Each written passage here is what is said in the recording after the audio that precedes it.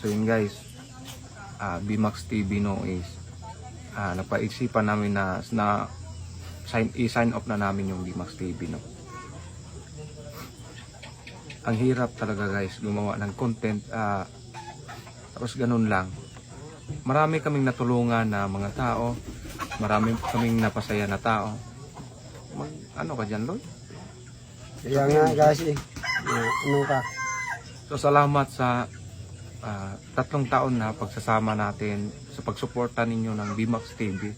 Salamat talaga guys. Oo, sa akin tong account. Si Burloloy kasama ko, hati naman kami sa sahod. Marami kaming natulungang tao guys. Marami kaming napangiti na tao, yung mga stress. So napag-isipan talaga namin guys na i-deactivate na tong Facebook namin. Tapos yung aming YouTube account. Maraming salamat guys sa suporta ninyo na 3 taon. Thank you. Salamat talaga guys. Tapos yung pag-react niyo ng video namin, yung pag-share, comment, siyempre. Kasi guys, humina na yung kita namin dahil sa mga re-uploader. So, ang hirap lang kasi bawat minuto ng aming video, bawat segundo, talagang pinag-isipan yan para kayo matawa. Totoo yan Tapos guys. hindi lang yan guys, may sinasahuran tayo na cameraman, may editor, may taga-script ng content. So ang hirap yung pag-upload pa natin ng video siyempre. Kaya napag-isip-isip namin na itong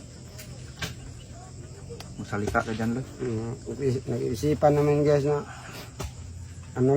i-deactivate na kasi marami mga nagka-copy ng video namin, tapos mahirap magawa ng content.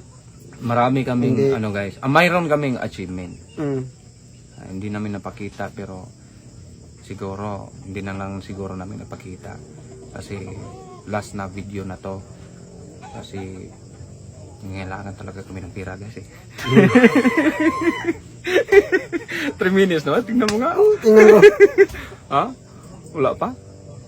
Wala pang yang ads, oy. Malapit Oy, tuloy pa natin. Tuloy pa. So yun guys, no. Usap kita kagot. Yun guys.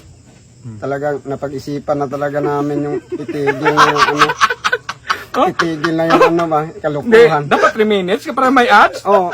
Di, tingnan nga! At tingnan! Ikaw. Malapit na! Malapit na. So yun guys, no. Kulang pa ng konti.